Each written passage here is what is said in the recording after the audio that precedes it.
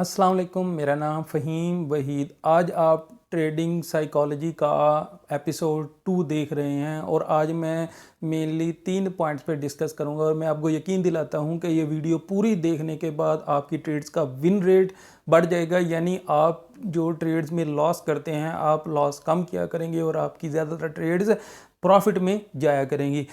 आज की हम वीडियो शुरू करते हैं। आपने जब भी मार्केट का एनालिसिस करना है तो आपने बड़े टाइम फ्रेम पे एनालिसिस स्टार्ट करना है।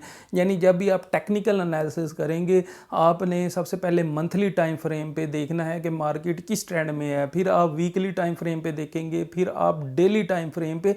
इस तरह आप बड़े टाइम फ्रेम पे जब मार्केट का ट्रेंड्स देखेंगे तो मिसाल के तौर पे आप देखते हैं कि मंथली टाइम फ्रेम पे मार्केट अप ट्रेंड में है, वीकली टाइम फ्रेम पे भी मार्केट अप ट्रेंड में है, डेली टाइम फ्रेम पे भी मार्केट अप ट्रेंड में है और अर्ली टाइम फ्रेम पे भी मार्केट अप ट्रेंड में है। तो इसका मतलब क्या है कि आपने बुलिश ट्रेड लेनी है और अगर आप बुलिश ट्रेड लेंगे यानी आप लॉन्ग की पोजीशन लेंगे या बाइंग करेंगे तो आपका प्रॉफिट होने के चांसेस बहुत ज़्यादा होंगे।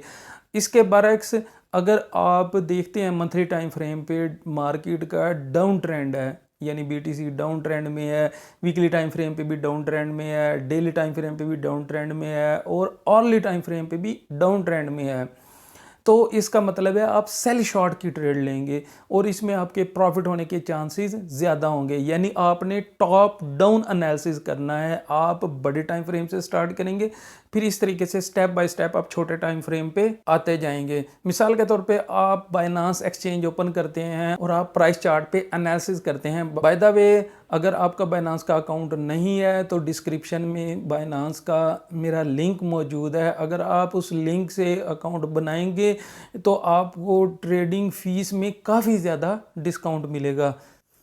आप हमेशा बड़े टाइम फ्रेम से एनालिसिस स्टार्ट करें और फिर छोटे टाइम फ्रेम पे आते जाएं। अब आपने ये कई दफ़ा सोचा होगा कि मार्केट जब सपोर्ट पे आती है या 50 मूविंग एवरेज पे आती है, 100 मूविंग एवरेज पे या 200 मूविंग एवरेज पे आते हैं तो मार्केट क्यों पंप कर जाती है। इसकी वजह यह है कि जितने भी बड़े इन्वेस्टर्स होते हैं या जितनी बड़े कंपनीज इन्वेस्ट करती हैं वो हमेशा सपोर्ट लेवल पे बाइंग करते हैं। वो कभी भी एक ही पॉइंट पे, एक ही प्राइस पे या एक ही दिन इन्वेस्टिंग नहीं करते हैं। इस तरीके से तो एक ही दम मार्केट पंप कर जाएगी। वो क्या करते हैं, मुख्तलिफ सपोर्ट लेवल्स पे कंपनीज बाइंग करती हैं। जिस तरीके से पिछले दिनों बीटीसी का ईटीएफ अप्रूव हुआ है तो मुख्तलिफ कंपनी जैसा कि ब्लैक रॉक है, फिडेलिटी है, इन्होंने अगर आप उनको फॉलो कर रहे हैं तो वो उन्होंने एक ही दफ़ा बाइंग नहीं की बीटीसी की, बल्कि वो डेली या दूसरे दिन, चौथे दिन या मुख्तलिफ सपोर्ट लेवल्स पे बाइंग करते हैं। वो एक ही पॉइंट पे उन्होंने कभी भी बाइंग नहीं की। तो उम्मीद है आपको ये पॉइंट तो समझ आ गया होगा कि जब भी आपने एनालिसिस करना है आपने टॉप डाउन एनालिसिस करना है और कंपनीज किस तरीके से इन्वेस्टमेंट करती हैं इसकी भी आप दोस्तों को समझ आ गई होगी। अब हम नेक्स्ट पॉइंट डिस्कस करते हैं। जब भी मार्केट यानी बीटीसी या कोई भी करेंसी है बार बार एक सपोर्ट को रीटेस्ट करती है या एक रेजिस्टेंस को रीटेस्ट करती है तो वो सपोर्ट या रेजिस्टेंस वीक होती जाती है, यानी उसका ब्रेक होने का चांसेस बढ़ते जाते हैं। यानी अगर हम मिसाल लेते हैं बीटीसी की, बीटीसी जब 56,000 पे आया था, अब ये 56,000 को हम समझते हैं कि ये 56,000 का जो लेवल है ये किस्म की रेजिस्टेंस है।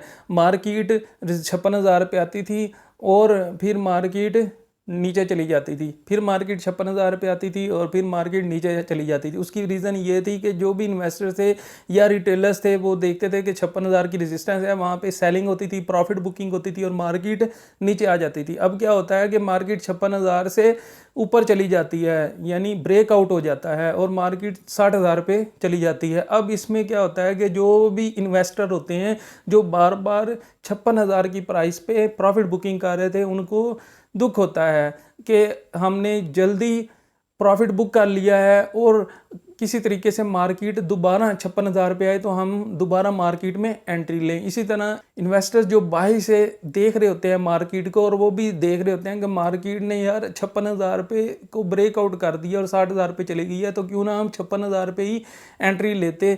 तो वो भी ये देखते हैं कि यार किसी तरीके से मार्केट दोबारा 56,000 पे आ जाए तो हम एंट्री लेंगे। तो क्या करते हैं, मार्केट रीटेस्ट करती है। अब जो 56,000 की रेजिस्टेंस थी अब वो सपोर्ट बन गई है, यानी रीटेस्ट करती है 60,000 से, मार्केट दोबारा 56,000 पे आती है। तो वहाँ पे जो न्यू इन्वेस्टर होते हैं वो भी बाइंग करते हैं, और जिन्होंने प्रॉफिट बुकिंग की होती है वो भी दोबारा मार्केट में एंट्री लेते हैं। और इसके अलावा जो होल्डर्स होते हैं, यानी जैसे मैंने आपको बताया जो कंपनीज होती हैं वो एक ही दफ़ा सारा पैसा इन्वेस्ट नहीं करती हैं, वो मुख्तलिफ सपोर्ट लेवल पे बाइंग करते हैं, तो वो होल्डर्स जो होते हैं वो भी बाइंग करते हैं। यानी कि ये 3 लूप्स ऑफ इन्वेस्टर्स जब एक ही दफ़ा बाइंग करते हैं तो एक ही दफ़ा प्रेशर आता है और मार्केट पंप कर जाती है। यानी ये जो ओल्ड रेजिस्टेंस थी अब वो सपोर्ट का काम कर रही है। इसी तरीके से जैसे ही मार्केट जैसे पिछले कुछ दिनों में मार्केट ने 2 दफ़ा 56,000 को रीटेस्ट किया और मार्केट पंप कर गई है, अब ये सपोर्ट वीक होती जा रही है। और क्योंकि जैसे ही मार्केट 56,000 पे आती है इन्वेस्टर्स बाइंग करते हैं और मार्केट पंप कर जाती है। अब क्या होता है कि मार्केट अचानक से 56,000 से मिसाल के तौर पर 50,000 पे आ जाती है। इस केस में जो न्यू इन्वेस्टर्स होते हैं वो तो लॉस में चले जाते हैं। अब वो दुआ करते हैं कि बस किसी तरीके से मार्केट दोबारा 56,000 पे आ जाए तो हम ब्रेक इवन पॉइंट पे मार्केट से आउट हो जाएंगे। अब क्योंकि मार्केट ने 56,000 से ब्रेक डाउन हुई है, 50,000 पे आई है, तो मार्केट रीटेस्ट करती है। रीटेस्ट करते हुए जब दोबारा 56,000 पे आती है, अब ये सपोर्ट थी तो अब ये रेजिस्टेंस का काम कर रही है, तो वो इन्वेस्टर्स वो मार्केट से आउट हो जाते हैं ब्रेक इवन पॉइंट पे और मार्केट क्रैश कर जाती है।